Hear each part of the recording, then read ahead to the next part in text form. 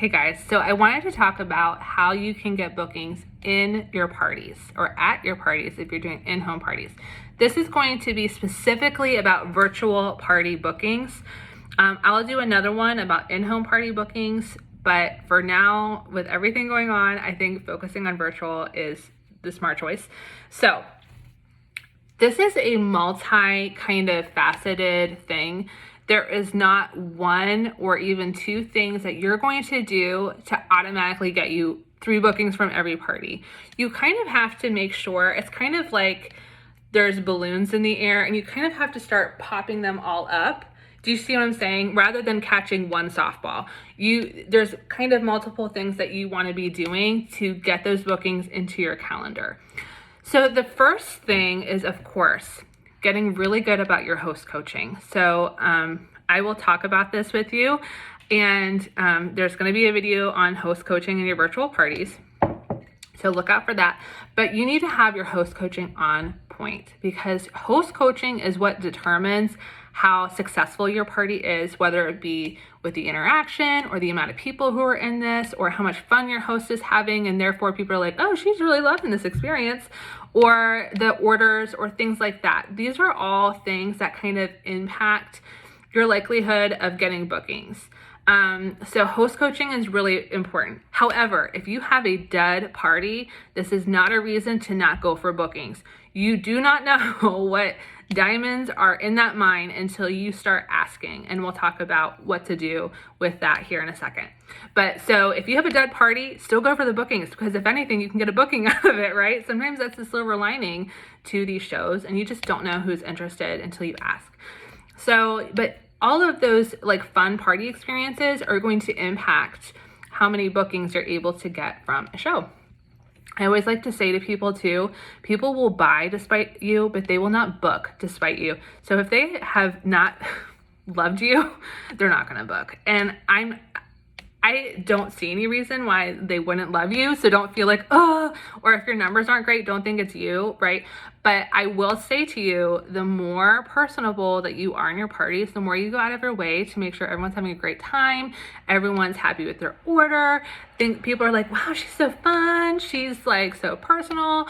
I love her tips on how to cut a pineapple. You know what I mean?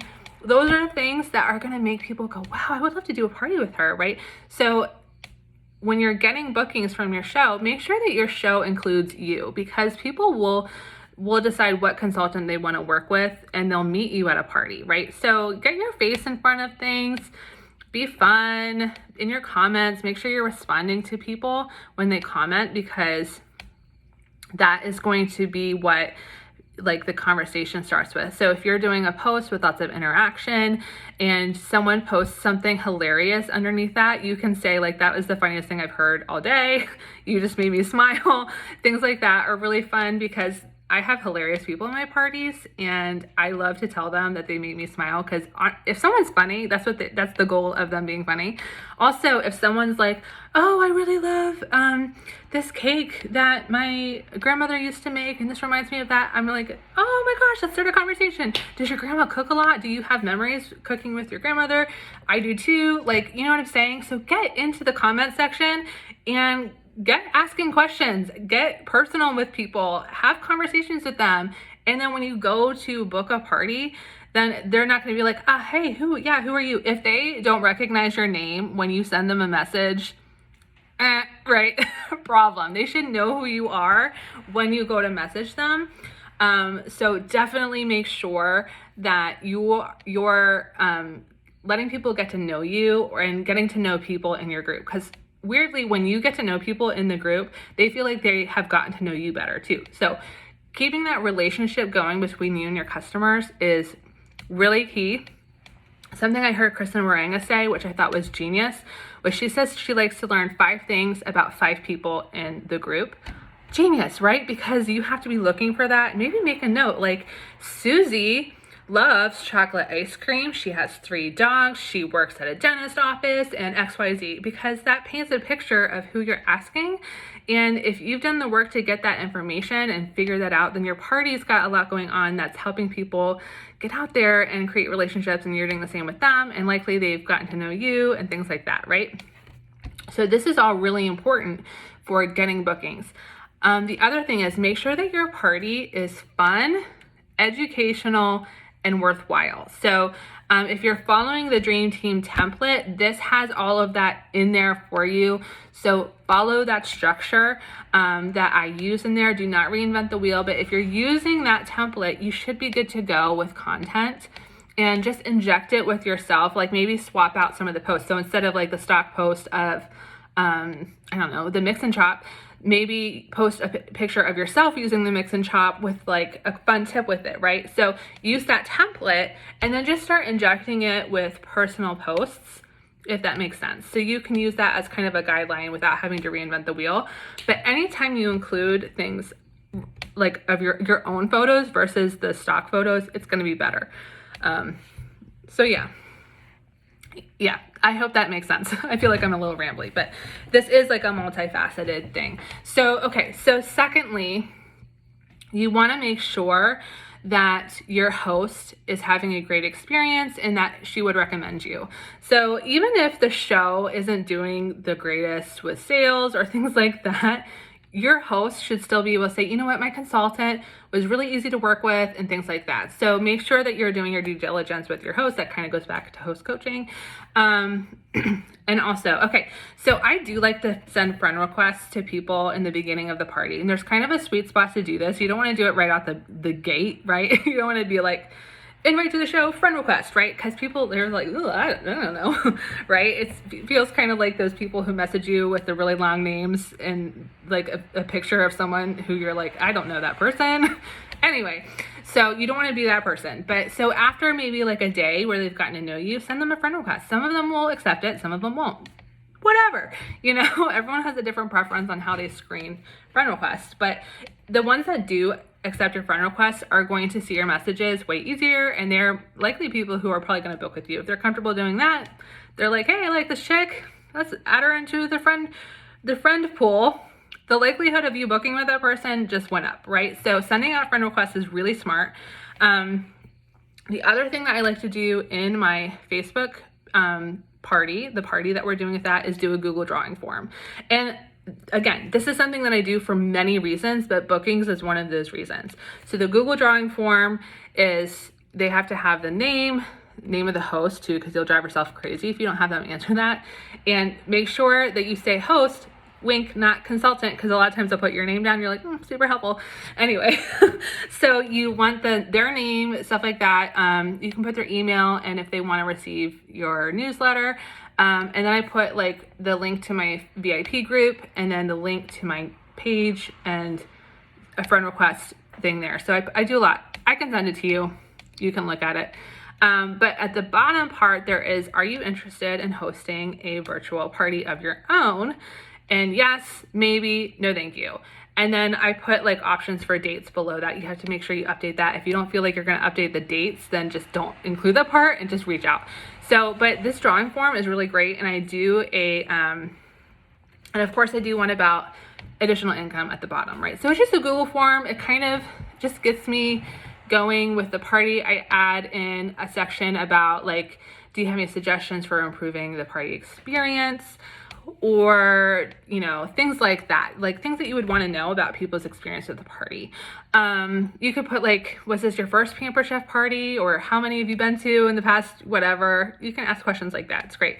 But anyway, so I do this form and I do a giveaway for people who fill it out. I give a season's best to one of them, and I post this twice on my party. I post this, I think, on Tuesday or Wednesday, and then I post it again on Thursday or Friday. And then that way, 2 people get a thing on it. And then sometimes I tag people if I'm feeling like super, whatever. That's a great way to get people to fill it out as well. And then I go through and I make a list of the people in the party page that filled it out, and then put like a B next to the people who said that they wanted to book. So this is really great. I also have a question in that Google form. I feel like this is all about the Google form, about ordering. If they are planning to place an order, that way I have people who I know to reach out to before we close. Anyway, that got really, really long about that, but I think that was helpful anyway. So that's a way that I get bookings too, like, because people will say on there all the time, maybe, or yes, or no thank you. Again, super helpful to me. So then, of the people who I got my people who filled out the Google form, and then I also look at the people who placed an order. Anyone who places an order with me gets a thank you text. So I send a text. It's in text replacement. If you don't know what text replacement is, Google it. It will save your life. It's awesome. So what I do is I go, hey, Felicia, and then I type in TY, and it autofills the rest of the message for me. And it says, thank you so much for placing your order. Now I put XXX's party, and then I had to fill in that XXX with that person's name, the host's name, like Trisha or whoever. So make sure that you do that before you hit send, because then they're gonna be like, I'm on to her, right? So it says, thank you so much for placing your order with Trisha's party. You're gonna love your new products. Do you have any questions about your order, or would you like any recipes, right?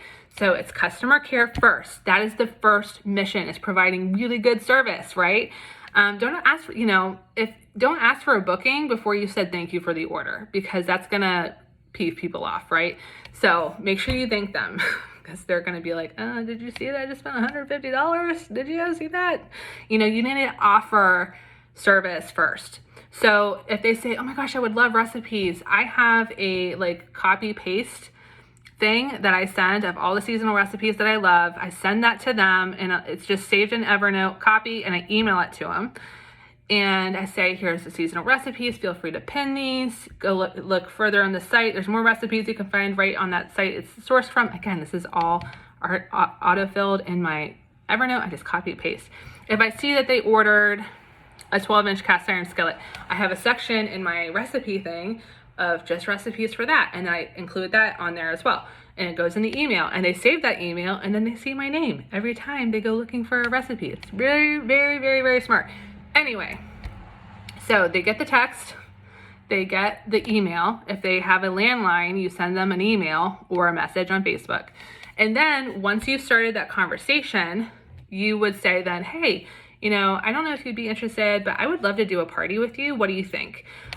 Great question to ask. And they might say, you know what? I think I would like to do a party, because I was eyeballing that one thing and I didn't get it this time. So I would love to do one. Great. Start the conversation. If you text people and they don't message you back, you can either circle back to them. Like we mentioned, if you've watched the bookings outside of parties video, you can do that, or you can have your host reach out to them and just say, hey, I sent so-and-so a text. Can you make sure that they received it? And if they say yes, then have your host, you can do with that conversation as you want. Okay, so then there's people who filled out the Google form, and then there's the people who ordered. They might be the same person, right? So then there's everyone else in the party who didn't do either of those things. Don't miss out on those people. Don't miss out on them. If you do not message them, you're missing out. I promise you are. Okay, so say there's 30 people in the group. 5 people placed an order. 6 people filled out the Google form. Some of those people are going to be the same people, right? So you've got all these other people to reach out to. This is where you're going to send a message saying, hey, thank you so much for participating in so-and-so's party. I hope you found the experience worthwhile. I'm hoping you might be interested in hosting a party of your own. What do you think? That's it. That's all I do. Because I promise you, you have people who were observing and might be too shy to participate, or too busy, or just we don't know. We just don't know until we ask. So you can reach out to those people, and you would be shocked how many of those people will book a party like crazy. Sometimes people will say to me, you know what? It looked like a lot of fun, but I don't think I could host. I don't think I could do it.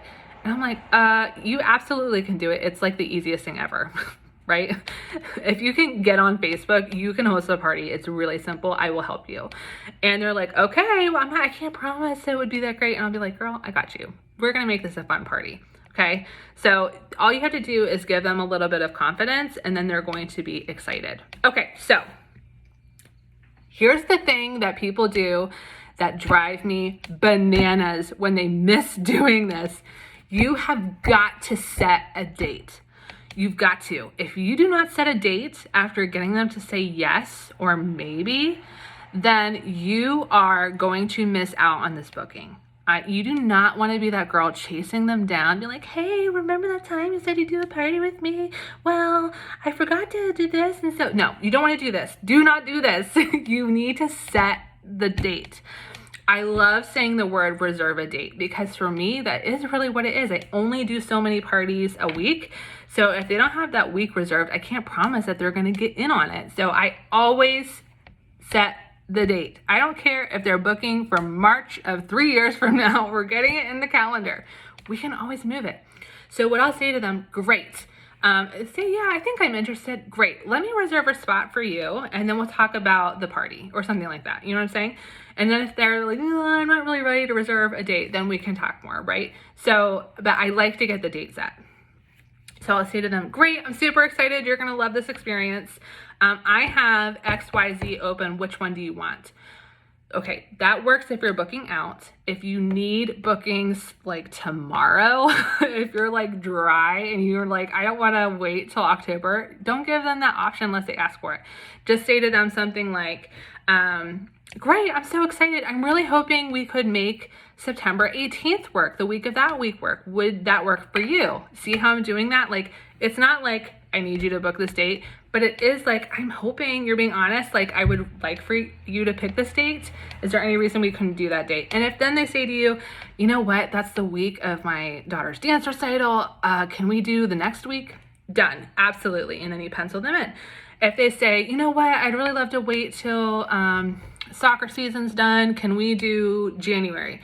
Yes, absolutely. Does the first week in January work well for you? And they'll say, absolutely. Sometimes they'll get to that week and they'll be like, oh, I didn't know that I was going to have this anniversary party. Can we push it a week? Awesome. But if you don't get that party booked, what's going to happen is you're going to message them in December and cross your fingers that they respond to you, and you don't want to be put in that position. But if they've set a date, then it's your responsibility to reach out to them and say, hey, we have this great party planned for this week. I'm so excited. I'm getting your group set up for you. And I'm going to send you some helpful information. Then they might say, hey, this week doesn't work for me. But if you're saying, hey, remember 6 months ago when we chatted about doing a party? I would really love to do that. So what date works for you? That's going to be a way different conversation.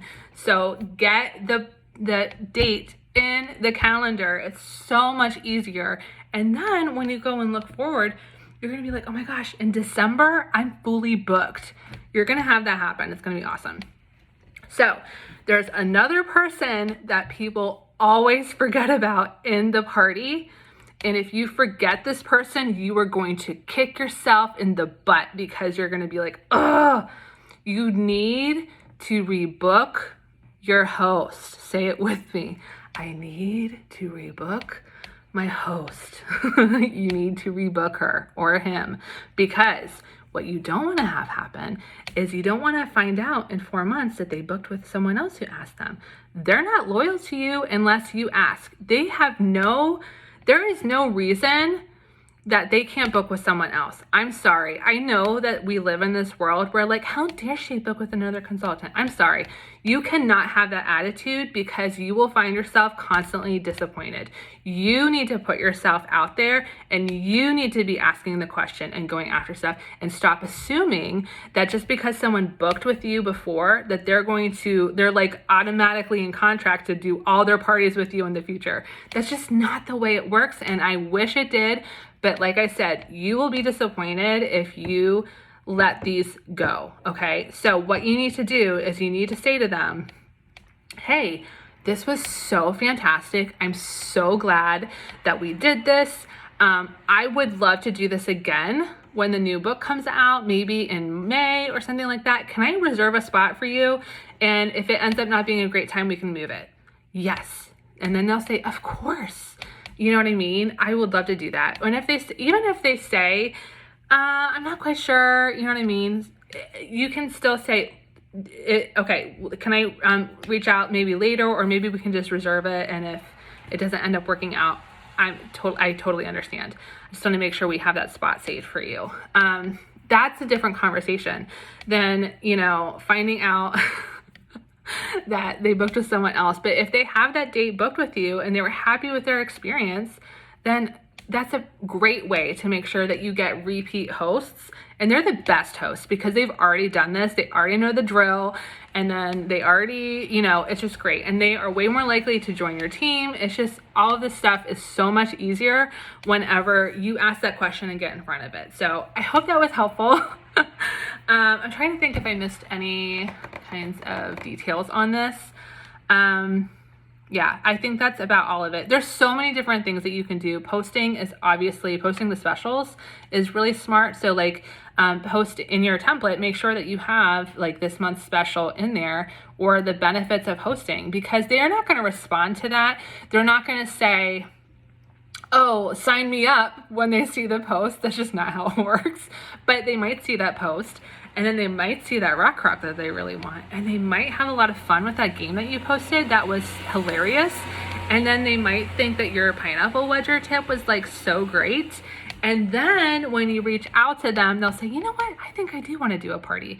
So that's how that happens. It's not like, oh, she said the magic word and blew fairy dust into my computer, and now I want to do a party. It's just not how it works. So I wish it were that easy, but there's just so many different factors. So if you're having trouble, if you feel like you're doing all of these things and you're still like at a roadblock with getting bookings from your parties, please reach out to your director or to me, and I would love to help you.